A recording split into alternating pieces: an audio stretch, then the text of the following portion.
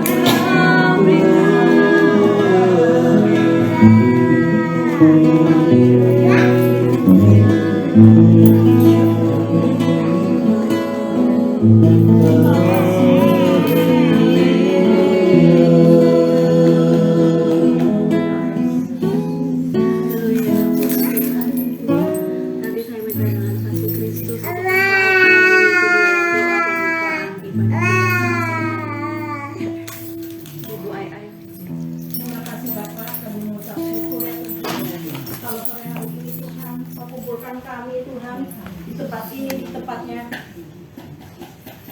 Ibu Tari Jam Tuhan. Jadi persekutuan yang indah.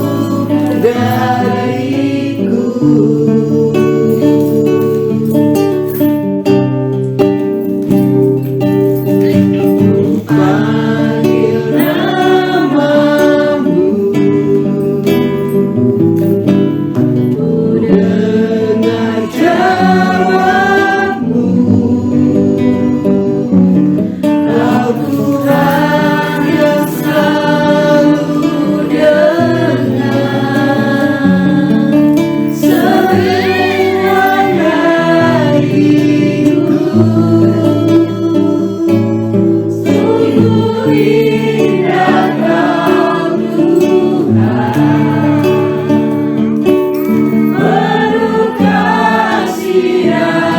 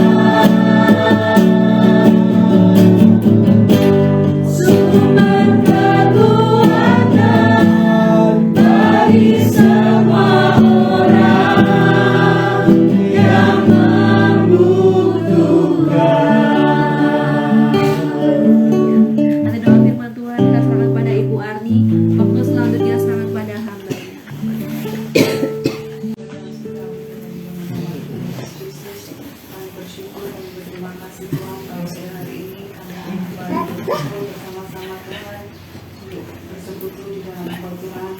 Demikian kami naikkan Tuhan dalam menjadi doa yang berbau kami di hadapan-Mu ya Bapa. Boleh menyenangkan hati-Mu ya Tuhan. Kau silakan menerima firman Tuhan. Dan siapa yang dapat kami Tuhan menerima dan melakukan setiap firman yang Kau kasihkan Tuhan hari ini Tuhan. Yang percaya Tuhan bahwa hamba-Mu Tuhan, Engkau berarti Tuhan sehari ini Tuhan menyampaikan setiap saja ini Tuhan. Dan kami mengerti dan melakukan ya Tuhan. Terima kasih Tuhan dan kita boleh firman Tuhan. Kami berdoa ini dalam nama Tuhan Yesus Kristus. Amin. Puji Tuhan, Bapak Ibu Saudara sekalian, pada sore hari ini kita kembali dapat kumpul untuk bersama-sama belajar firman Tuhan, sharing, kita saling menguatkan, kita memberi kesaksian kita, apa yang kita alami bersama dengan Tuhan. Terima kasih untuk Bunda Tarigan yang telah membuka pintu rumahnya untuk kita sekalian dapat bersama-sama hadir di tempat ini. Dan juga mungkin Bapak Ibu yang baru pertama kali ikut Bible Study ya, Pak Agus dan Ibu, ya Tuhan memberkati. Dan sebenarnya tadi ada juga satu anak muda ya Bapak Ibu saya sekalian, tapi sepertinya belum ikut ya. Jadi siang ada yang mau ikut katanya. Ya. Dan kita akan sama-sama belajar dari firman Tuhan. Kita kembali membuka di dalam Galatia pasal yang kedua. Galatia pasal 2 ayat yang ke-19 sampai 21. Galatia pasal 2 ayat 19 sampai 21, demikian bunyi firman Tuhan. Sebab aku telah mati oleh hukum Taurat untuk hukum Taurat, supaya aku hidup untuk Allah. Aku telah disalibkan dengan Kristus, namun aku hidup, tetapi bukan lagi aku sendiri yang hidup, melainkan Kristus yang hidup di dalam aku.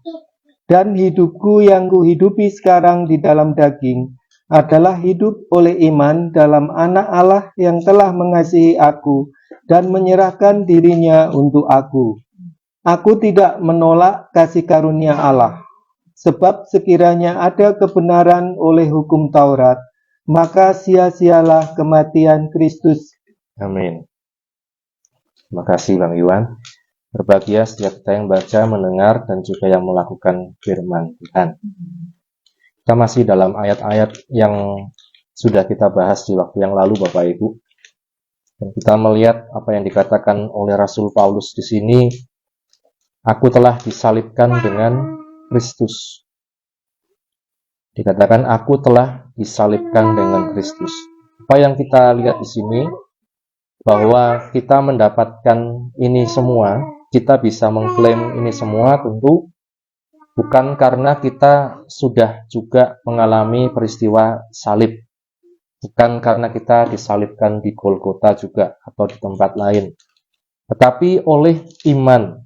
Oleh iman dikatakan kita telah disalibkan dengan Kristus. Maka Paulus dengan sangat yakin, dia katakan, aku telah disalibkan dengan Kristus. Ini bagian yang kita terima dalam kehidupan kita, Bapak Ibu. Namun aku hidup, tetapi bukan lagi aku sendiri yang hidup, melainkan Kristus yang hidup di dalam aku. Dan hidupku yang kuhidupi sekarang di dalam daging adalah hidup oleh iman dalam Anak Allah yang telah mengasihi aku dan menyerahkan dirinya untuk aku. Bapak Ibu saudara sekalian, kalau kita melihat dalam firman Tuhan, hubungannya juga dengan kematian dan kebangkitan Yesus. Dan kita melihat apa yang dikatakan Rasul Paulus ini Bapak Ibu. Apakah kita benar-benar yakin bahwa kita bisa mengatakan aku juga telah disalibkan dengan Kristus. Aku telah disalibkan dengan Kristus. Kemarin saya mendengar hamba Tuhan memberikan satu gambaran atau ilustrasi ya. Kalau kita pernah ikut makan atau ditraktir teman, Bapak Ibu saudara sekalian, tentu kita ketika keluar dari tempat makan tersebut tidak akan ditagih oleh kasirnya, karena dia tahu bahwa kita sudah dibayari, Bapak Ibu.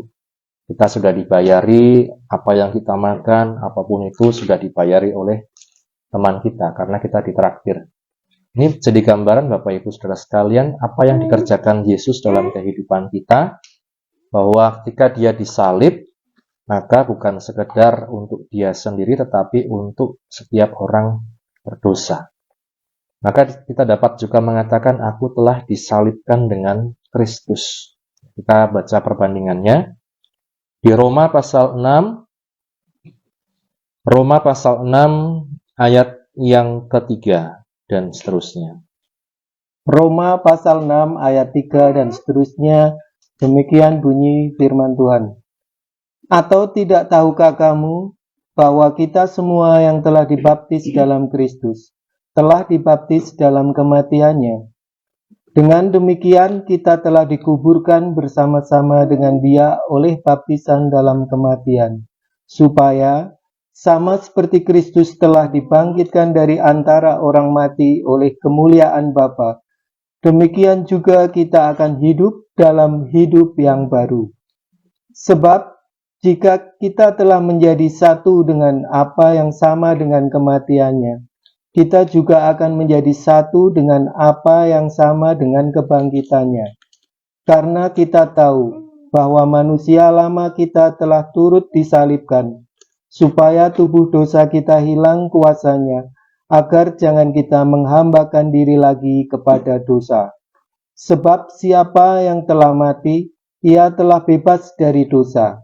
Jadi jika kita telah mati dengan Kristus, kita percaya bahwa kita akan hidup juga dengan Dia. Iya, sampai di sini dulu kita melihat satu hal yang dikatakan Rasul Paulus, bagaimana kita dalam kehidupan kita sebagai orang percaya, orang Kristen, ini kemudian menerapkan atau kemudian mempraktikkan kita sudah bersatu dengan kematian Kristus. Dikatakan tadi salah satunya adalah melalui baptisan. Siapa yang telah dibaptis dalam Kristus telah dibaptis dalam kematiannya. Dengan demikian kita telah dikuburkan bersama-sama dengan Dia oleh baptisan dalam kematian, supaya sama seperti Kristus telah dibangkitkan dari antara orang mati oleh kemuliaan Bapa, demikian juga kita akan hidup dalam hidup yang baru. Itu sebabnya kita juga dalam aliran Pantekosta atau Pentakosta pada umumnya mempercayai bahwa baptisan itu diselam, ya, karena berhubungan dengan penguburan, Bapak Ibu Saudara sekalian, berhubungan dengan kematian. Kenapa sampai diselamkan, seluruh tubuhnya dibenamkan di air? Karena itu melambangkan kematian atau penguburan tubuh dosa. Kita yang telah menjadi satu dengan apa kematiannya, kita juga menjadi satu dengan apa yang sama dengan kebangkitannya. Nah, Bapak Ibu Saudara sekalian, secara iman kita bisa mengerti hal ini, bahwa kita ketika sudah percaya Tuhan Yesus, dibaptis, dikatakan kita sudah menjadi satu dengan apa yang sama dengan kematiannya. Maka kita juga dikatakan akan menjadi satu dengan apa yang sama dengan kebangkitannya. Bahkan dikatakan tadi, siapa yang telah mati, ia telah bebas dari dosa. Jika kita telah mati dengan Kristus, kita percaya kita akan hidup juga dengan Dia. Ini yang kita percaya dan kita terima dengan iman, Bapak Ibu Saudara sekalian, bahwa mereka yang mati di dalam Kristus juga dikatakan akan mengalami satu kebangkitan di dalam Kristus bersama dengan Dia. Dan di ayat 9 dikatakan, karena kita tahu bahwa Kristus sesudah Ia bangkit dari antara orang mati, tidak mati lagi, maut tidak berkuasa lagi atas Dia. Sebab kematiannya adalah kematian terhadap dosa, satu kali untuk selama-lamanya, dan kehidupannya adalah kehidupan bagi Allah. Nah, kemudian apa yang dikatakan oleh Rasul Paulus, demikianlah hendaknya kamu memandangnya bahwa kamu telah mati bagi dosa, tetapi kamu hidup bagi Allah dalam Kristus Yesus. Kita memandang hidup ini, Bapak Ibu Saudara sekalian, bahwa kita telah mati bagi dosa, tetapi kita hidup bagi Allah dalam Kristus Yesus. Nah, ini yang seringkali kita, Bapak Ibu, dalam praktek hidup ini, seringkali iblis mungkin dengan suaranya mengatakan bahwa kita ini belum mati bagi dosa. Buktinya apa? Kelakuannya masih belum berubah. Ya. Perkataannya masih kasar, kemudian berbagai macam perilakunya menjadi tidak memberkati orang lain. Maka Bapak Ibu Saudara sekalian, hal ini seringkali meragukan, menggoyahkan iman kita. Tetapi kalau kita ubah cara pandang kita, dikatakan firman Tuhan, bahwa kita telah mati bagi dosa. Maka mari kita juga sekarang hidup bagi Allah dalam Kristus Yesus. Kita telah mati bagi dosa, Bapak Ibu. Ini yang kalau saya katakan bahwa hidup lama kita, manusia lama kita sudah disalibkan. Kalau kita gambarkan dengan kehidupan kita sekarang, tentu tidak ada orang yang mau untuk kemudian tanpa alasan tertentu, kecuali karena kebutuhan tertentu, mengorek-ngorek peti mayat orang lain, mengorek-ngorek peti mayat. Ini ibarat dikatakan kita sudah mati bagi dosa, manusia lama sudah turut disalibkan. Itu sudah mati, Bapak Ibu Saudara sekalian. Maka kalau apapun yang sudah mati, kita harusnya tinggalkan. Tidak kita lihat terus, tidak kita utak-atik terus ya Bapak Ibu, sesuatu yang sudah mati. Nah, di sini Paulus ingin kita punya cara pandang bahwa kita sudah mati bagi dosa.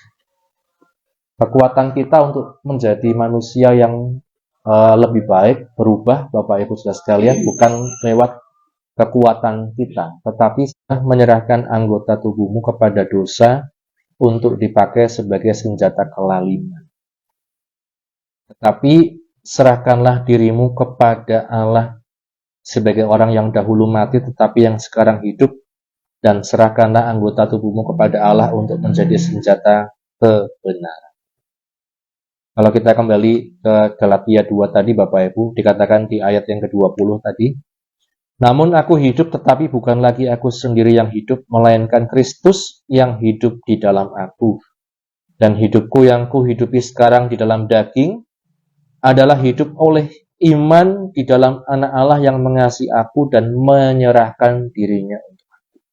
Ada satu kata yang sama di sini, yaitu menyerahkan. Kristus dikatakan Anak Allah mengasihi kita, menyerahkan dirinya untuk kita. Ketika kita menyadari hal ini, firman Tuhan katakan kita hidup tetapi bukan lagi kita sendiri yang hidup, melainkan Kristus yang hidup di dalam aku. Lalu apa kata Roma tadi? Kalau Kristus sudah menyerahkan dirinya untuk kita, mari kita juga menyerahkan anggota-anggota tubuh kita untuk dipakai sebagai senjata kebenaran. Mari kita pakai anggota-anggota tubuh kita sebagai senjata kebenaran. Jangan sebagai senjata kelaliman. Diserahkan, Bapak Ibu. Jadi, kita melihat dalam firman Tuhan bahwa tubuh kita ini bukan robot. Tubuh kita ini bukan sesuatu yang dapat disetting dengan otomatis sehingga menjadi baik, menjadi luar biasa, menjadi indah, dan lain sebagainya. Tetapi ada satu hal yang perlu dilakukan, yaitu serahkan anggota-anggota tubuh kita. Serahkan apapun yang menjadi anggota tubuh kita sebagai senjata kebenaran, bukan sebagai senjata kelaliman. Ini ada perubahan hidup. Perubahan hidup itu karena apa? Karena Kristus yang hidup di dalam kita. Kristus menyerahkan diri untuk kita. Mari kita belajar menyerahkan diri untuk Kristus. Menyerahkan anggota-anggota tubuh kita untuk Kristus. Dipakai sebagai senjata kebenaran. Contohnya bagaimana? Kita melihat di Efesus pasal yang keempat. Efesus pasal yang keempat, mulai dari ayat yang ke-21. Efesus pasal 4 ayat 21, demikian bunyi firman Tuhan. Karena kamu telah mendengar tentang Dia dan menerima pengajaran di dalam Dia menurut kebenaran yang nyata dalam Yesus, yaitu bahwa kamu berhubung dengan kehidupan kamu yang dahulu, harus menanggalkan manusia lama yang menemui kebinasaannya oleh nafsunya yang menyesatkan, supaya kamu dibaharui di dalam roh dan pikiranmu, dan mengenakan manusia baru, yang telah diciptakan menurut kehendak Allah di dalam kebenaran dan kekudusan yang sesungguhnya. Karena itu buanglah dusta dan berkatalah benar seorang kepada yang lain, karena kita adalah sesama anggota. Apabila kamu menjadi marah, janganlah kamu berbuat dosa. Janganlah matahari terbenam sebelum padam amarahmu, dan janganlah beri kesempatan kepada iblis. Orang yang mencuri, janganlah ia mencuri lagi, tetapi baiklah ia bekerja keras dan melakukan pekerjaan yang baik dengan tangannya sendiri, supaya ia dapat membagikan sesuatu kepada orang yang berkekurangan.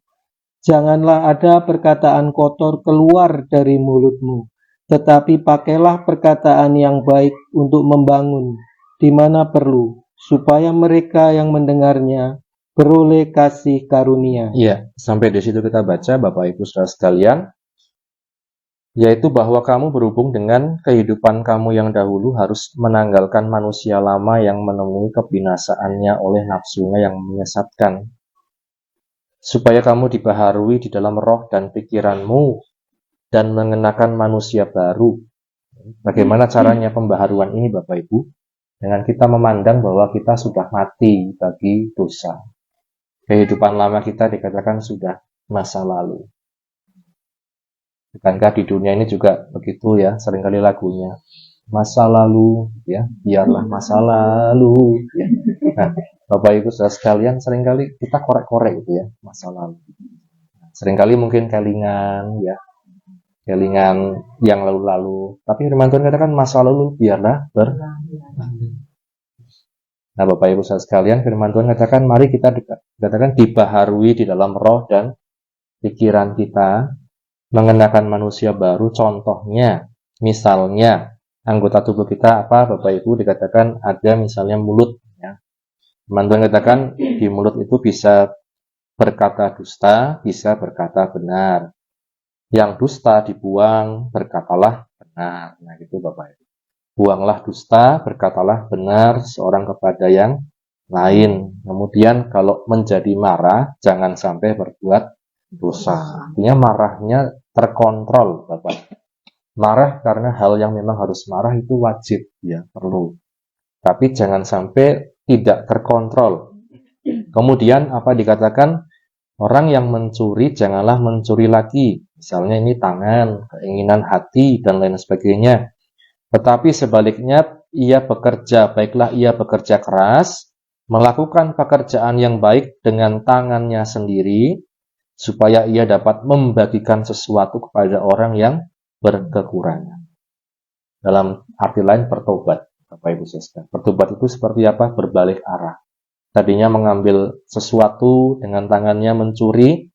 Firman Tuhan katakan kalau dia bertobat, ia bekerja dengan tangannya sendiri, supaya dikatakan apa? Justru bukan mencuri, tetapi membagikan kepada orang lain. Itu bertobat, berbalik. Yang tadi mengambil hak orang lain, sekarang justru membagikan apa yang seharusnya menjadi haknya, dibagi-bagikan kepada orang lain. Itu pertobatan. Berbalik, Bapak Ibu Saudara sekalian. Kemudian ada lagi perkataan kotor. Mulut ini bisa untuk perkataan kotor, tetapi bisa juga untuk membangun di mana perlu. Perkataan kita, Bapak Ibu Saudara sekalian, kadang mungkin kita anggap itu biasa, sepintas, tetapi di masa-masa yang akan datang, orang itu bisa kemudian ingat, baik yang positif, baik yang juga negatif. Orang yang kemudian di masa yang akan datang, loh, kan dulu Pak Yes misalnya, Om Yes yang mengatakan seperti ini. Oh, saya malah juga lupa ya Bapak Ibu sekalian. Tapi itu bisa diingat terus. Apakah perkataan itu membangun atau justru meruntuhkan? Kita bisa pakai dalam kehidupan kita pribadi lepas pribadi, anggota tubuh kita, mulut kita, tangan kita, pikiran kita untuk dua hal ini.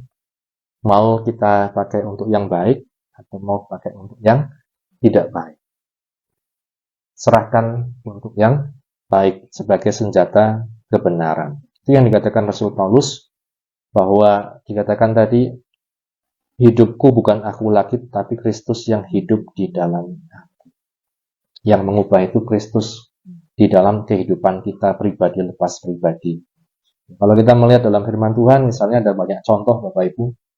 Misalnya orang-orang yang tadinya tidak baik, kemudian menjadi baik.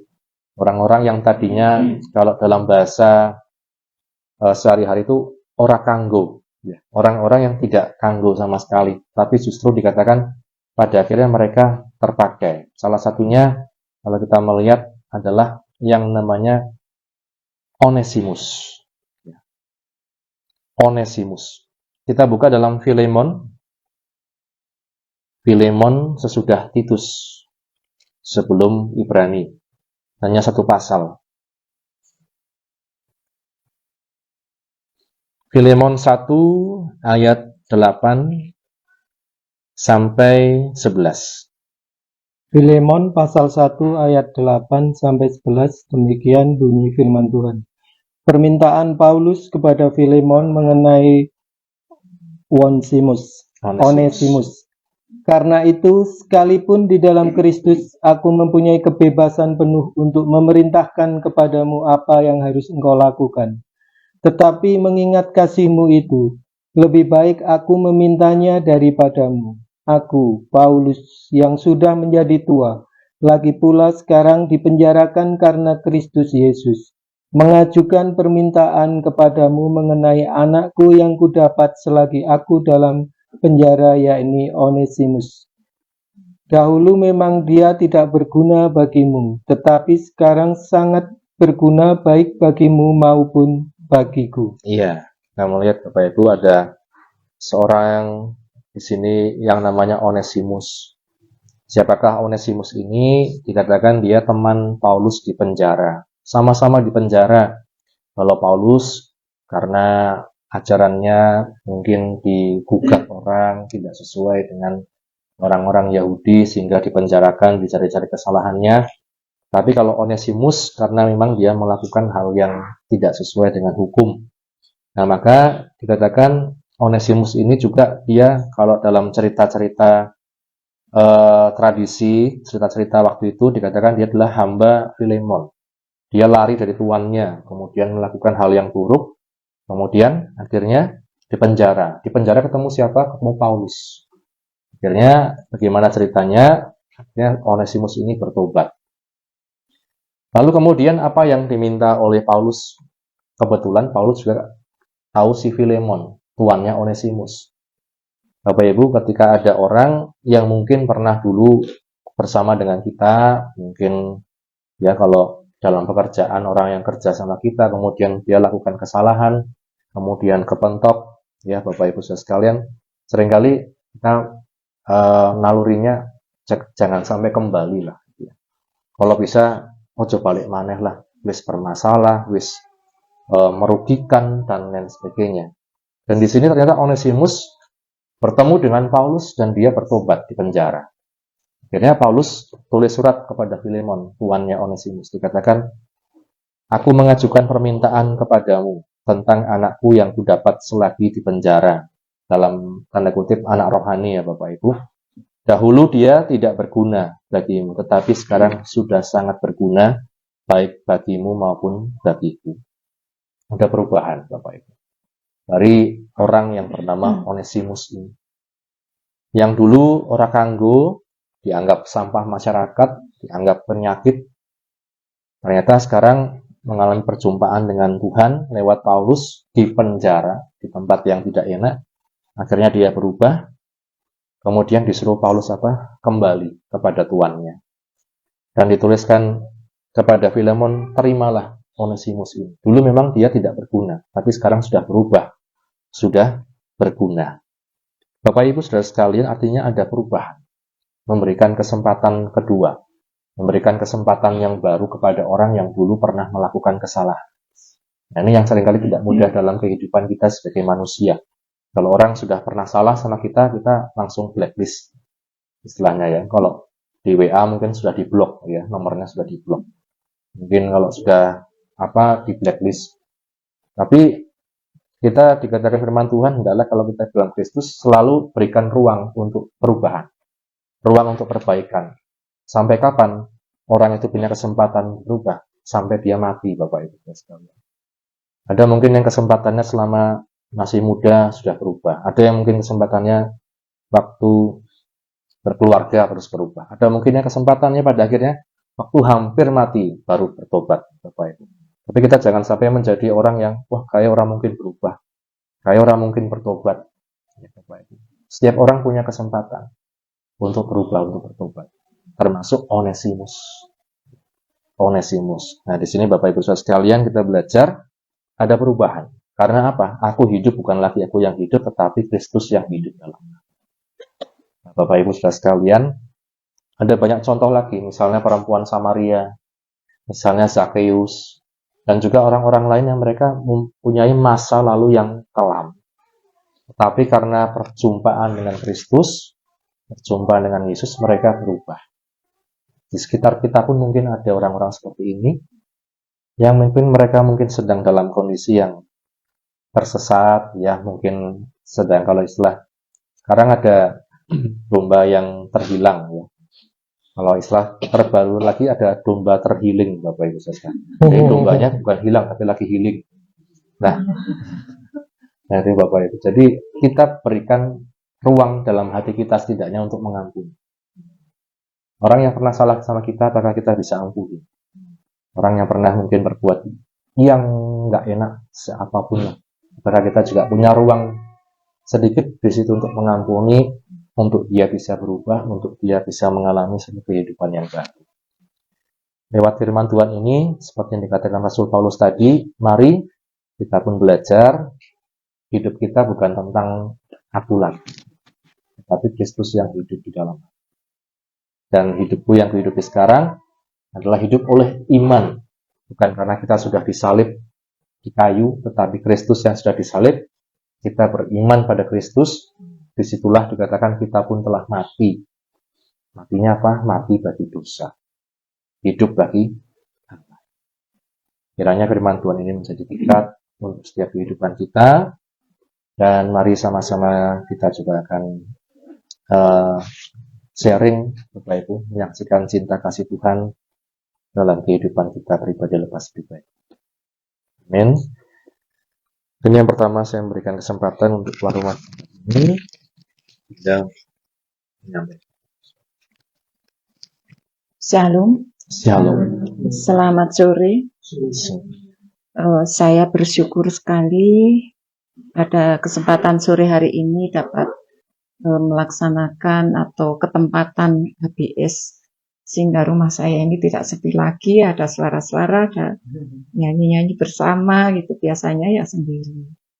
Nah, Ibu penasehat yang terhormat, Bapak Ibu Gembala yang terhormat, dan Bapak Ibu sekalian, saya mengucapkan terima kasih atas hadirnya di rumah kami. Mohon maaf Pak Tarikan tidak di rumah, biasa sedang healing. Ya.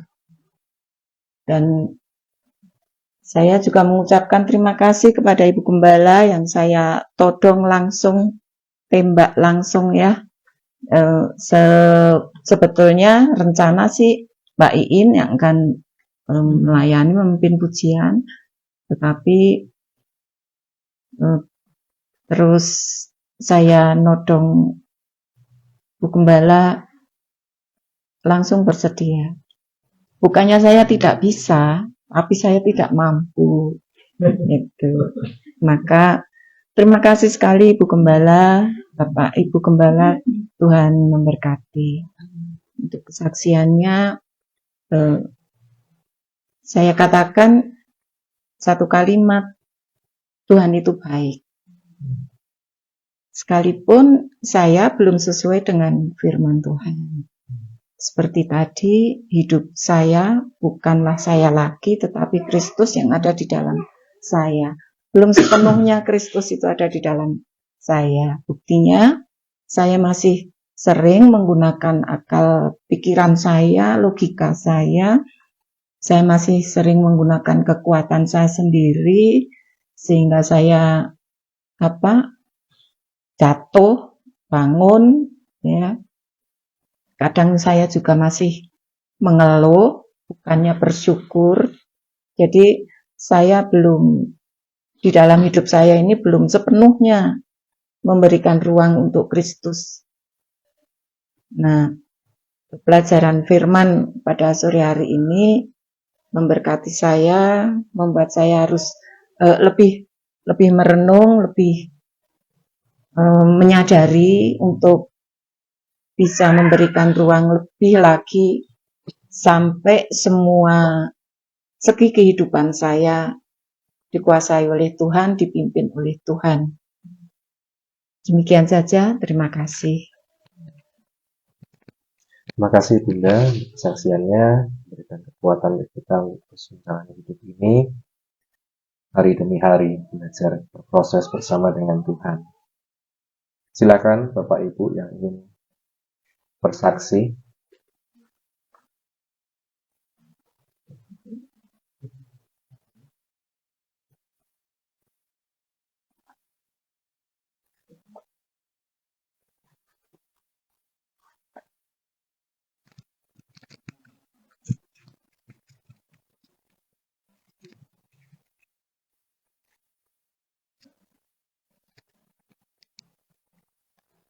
Shalom, puji Tuhan, selamat sore. Ibu penasehat, Bapak Ibu Gembala, Bapak Ibu semua teman-teman, kakak saya terima kasih. Luar biasa firman Tuhan semakin memberi kita kekuatan. Kita kiranya ditolong Tuhan untuk dimampukan bisa menghidupi. Karena Tuhan juga pengen kita itu menjadi sempurna seperti Dia. Kita melalui pembaharuan setiap saat lewat firman Tuhan. Tidak mudah memang Bapak Ibu. Saya juga mengalami dengan tambahnya umur. Semakin umur saya mengalami setiap musim. Tuhan sudah bawa hidup saya. Di situ yang saya boleh rasakan bahwa penyertaan Tuhan yang luar biasa. Saya mau menyaksikan bagaimana insiden terjadi bahwa kemarin Siri katakan bahwa penyertaan Tuhan sempurna. Mungkin ada juga yang mungkin berkata, kok bisa ya terjadi? Padahal saya sudah berdoa. Tidak Bapak Ibu, walaupun kita pagi berdoa, tapi disitulah kemarin kami, saya dengan kakak saya punya rencana kan udah habis nengok adik Sasa. Terus selesai saya ngopi bareng sebentar, maka kakak jadi ngopi ya kita yang ngopi sebentar. Terus saya pulang Bapak Ibu tahu, singkat cerita aja, saya lagi jalan, dia lagi nyanyi itu. Tuhan Yesus baik, itu lagi nyanyi. Saya senang lagu itu, emang senang gitu. Ya semua lagu senang lagi nyanyi. Lagi turunan tuh, bebek Pak Slamet turunan itu saya nggak langsung jalan karena saya tahu dari atas kan pasti turun banyak tuh. Nah saya agak ke pinggir ke kanan gitu loh, tapi berhenti gitu loh, nunggu dulu ada mobil kan banyak gitu. Tapi barengan saya ini di depan tadi Pak Tentara, saya ingat Pak Tentara tapi udah jalan dulu, saya berhenti nggak berani gitu loh. Saya punya kekurangan nih kakak saya tahu, saya kalau belok kanan itu agak kagok, nggak selincah yang belok kiri. Nah itu saya lagi berhenti. Tiba-tiba kaki saya itu mau ganti posisi gitu loh. Karena saya pakai yang teplek tipis, sendalnya tipis, tidak tinggi ya. Kan saya pendek, motor saya kan Bapak Ibu tahu tinggi, besar ya. Kayak kebo itu, besar kayak kerbau. Besar gitu. Nah itu saya mau ganti kaki. Kaki saya keplecok. Otomatis ke kanan gini, pas memang jujur saya beberapa hari lagi nggak enak badan, lemes gitu loh, sering lemes pengen pijetan gitu. Jatuhlah saya, gitu jatuh sendiri. Walah saya ketindihan tuh motor segede gitu loh. Terus ini di bawah ini di samping saya ini ada selokan, jadi saya nggak bisa pijak itu. Otomatis saya nyerah pasrah di situ, saya bilang, aduh pasrah begitu jatuh. Kaki saya masuk ke dalam, kaki saya ketindihan, ini saya masih kenal pot. Puji Tuhan, saya kemarin pakai kaos kaki. Tuhan masih lindungi. Kaos kakinya yang gosong. Itu saya kerasa tuh konyos gitu. Terus saya, tolong gitu. Nggak ada orang. Nah, ada mobil putih, saya nggak tahu tapi mobil putih berhenti. Tolongin gitu. Mbak itu tolongin gitu. Saya dengar, tolong mas gitu. Karena saya bergerak nggak bisa, berat banget itu. Saya nggak bisa gerak. Kaki saya udah kegencet. Ini jujur saya lagi agak, ini yang agak bengkak di sini mungkin nahan ya. Ini saya nahan gitu loh. Di situ saya bersyukur, tetap nggak ada gini. Itu saya ditolongin, diangkat, mbak ayo mbak diangkat. Dimatiin dulu mesinnya, matiin, takutnya kok ngeng malah gitu ya. Itu mesin dimatiin, tariklah diangkat. Oh, Bapak Ibu, maaf di sini saya ini agak gosong sobek, mungkin saya kena ini ya, kena apa? Trotoar yang kasar itu ya. Terus di sini saya bengkak, terus di sini saya memar. Oke, terus ini saya nempel, malamnya saya langsung berair, tapi bersyukur jarumnya luar biasa. Saya lagi ngerasain badan sakit semua. Saya lihat Tuhan, saya besok masih ada pelayanan, Tuhan percayakan pelayanan, saya harus latihan, saya harus ada HBS ya. Terus saya juga sedih hari ini saya mendengar bahwa tadinya saya datang ke Mbak Supri, saya mau semir uban, mau semir uban gitu. Lalu Mbak Supri bilang, saya datang ke Mbak Supri jam 9 tadi. Terus saya dengar Mbak Supri nangis, Mbak Iin bawa Mbak Iin nangis. Mbak Lilis maaf ya, saya nggak bisa nyemir. Oh ya nggak apa-apa, nanti kabari ya kalau ada apa-apa, saya gitu bilang Mbak Supri iya. Terus saya gelisah, saya pulang lah itu. Saya bersyukur, bersyukur sama Tuhan, penyertaan Tuhan luar biasa. Tetapi di balik penyertaan Tuhan juga saya merasakan seperti kakak saya, Mbak In itu udah seperti mbak saya, teman sepelayanan. Saya sedih waktu saya dengar jam berapa itu saya lagi beli ayam, tante telepon gitu ya, bahwa Pak Handoko sudah tidak ada. Saya sedih dan saya bersyukur tubuh saya kok begini Tuhan. Jujur sakit banget loh Bapak Ibu, jarumnya minta ampun, di sini bengkak. Ya, bukannya tabrakan, saya jatuh ketindihan tuh motor saya gitu loh, karena kaki saya kepelecok. Tapi di situ saya melihat tetap bersyukur. Saya berdoa, udah berdoa setiap pagi, pasti kita berdoa lah, nggak ada yang nggak berdoa. Kita dekat sama Tuhan, penyertaan Tuhan izinkan ya. Tapi disitulah kita boleh melihat bahwa Tuhan itu baik ya. Kita belajar kayak tadi firman Tuhan. Dulu saya juga manusia lama saya juga begitu kuat ya. Saya sering marah ya, saya nggak boleh ada yang salah gitu ya. Di situ Tuhan ubahkan, Tuhan tolong. Itu juga butuh proses, bukan waktu yang singkat. Proses, mungkin yang udah lama kenal saya masih tahulah karakter saya seperti apa. Tapi puji Tuhan, terus berproses, pembaruan itu berproses. Seperti Bapak Gembala firman Tuhan katakan tadi, bahwa kita lakukan semua perubahan itu dengan pertolongan Tuhan, bahwa Kristus itu yang memampukan kita. Kita kalau ingat kebaikan Tuhan, kita tidak akan lagi nuruti dosa. Kita akan berikan hidup kita buat Tuhan. Dan seperti yang saya saksikan bahwa apapun terjadi dalam hidup saya juga sendiri, di rumah juga sendiri, dan saat ini juga ada ibu saya di rumah. Di situ Tuhan juga menyertai saya. Apapun yang terjadi dalam hidup saya, Tuhan Yesus baik. Dalam keadaan seperti ini pun, Tuhan Yesus baik. Tuhan, saya juga minta bantuan doa ya, jangan lupa doakan saya pribadi supaya saya bisa cepat pulih. Ini agak bengkak soalnya sakit banget, tapi semoga bukan retak ya, nggak mungkin lah, mungkin ketindihan. Saking beratnya saya nahan motor besar itu. Puji Tuhan bahwa Tuhan masih mengasihi saya, memberikan saya kekuatan untuk saya bisa berkumpul di tempat ini. Saya rindu selalu beribadah. Saya rindu selalu bersekutu sama Tuhan. Puji Tuhan, ini kesaksian saya dan terima kasih buat firman Tuhan, Bapak Gembala dan teman-teman semua. Mari kita tetap mendoakan, kita saling mendoakan satu dengan yang lain. Puji Tuhan.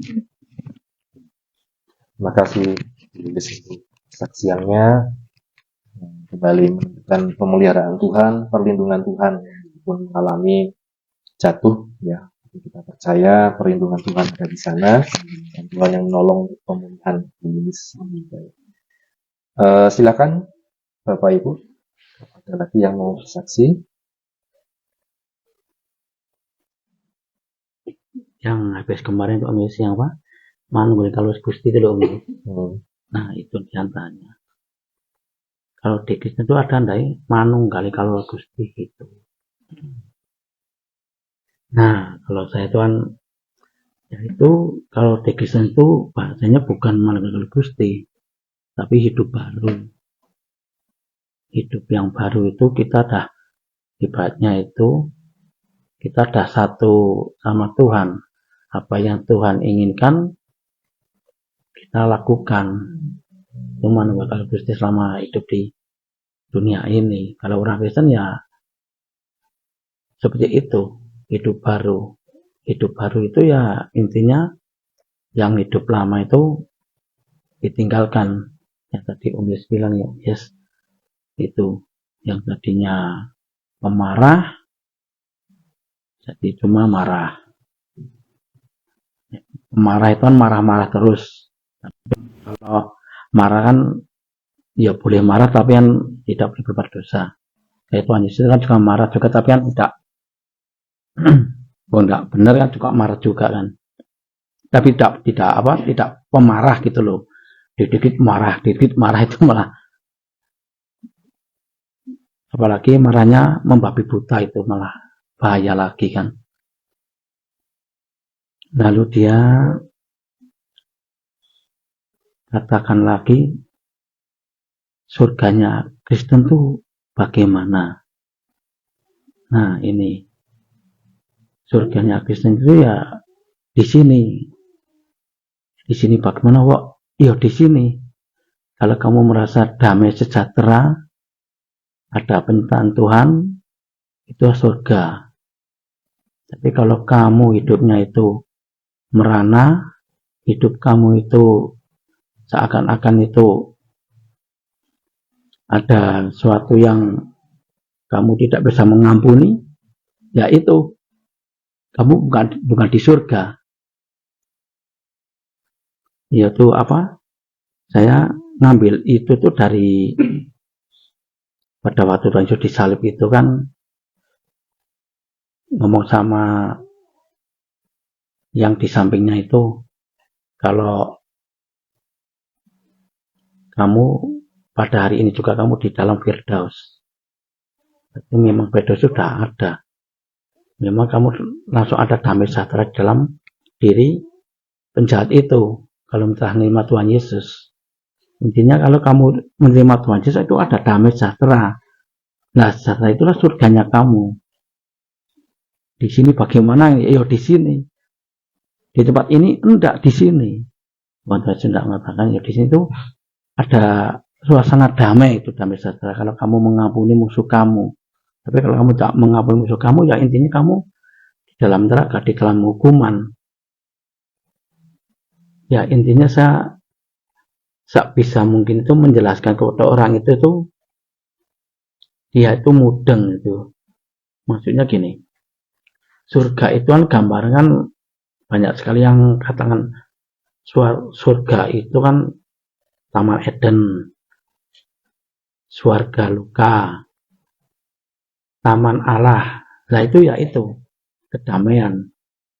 Kenapa? Karena kalau kita tidak bisa mengampuni, tidak ada pendamaian.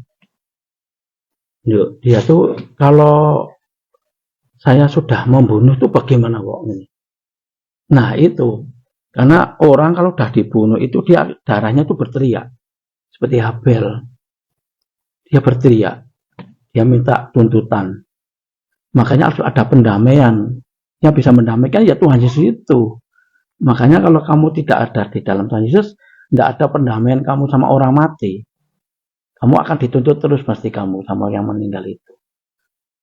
Karena Tuhan Yesus sudah datang ke dalam dunia orang mati, dunia orang hidup, ke surga, dia bisa mendamaikan. Tapi kalau kamu tidak mengampuni, ya kamu tidak bisa ada damai sejahtera di dalam diri kamu itu. Inti kata orang itu ya sedikit mudeng, tapi dia masih menjalankan ibadah dulunya gitu loh.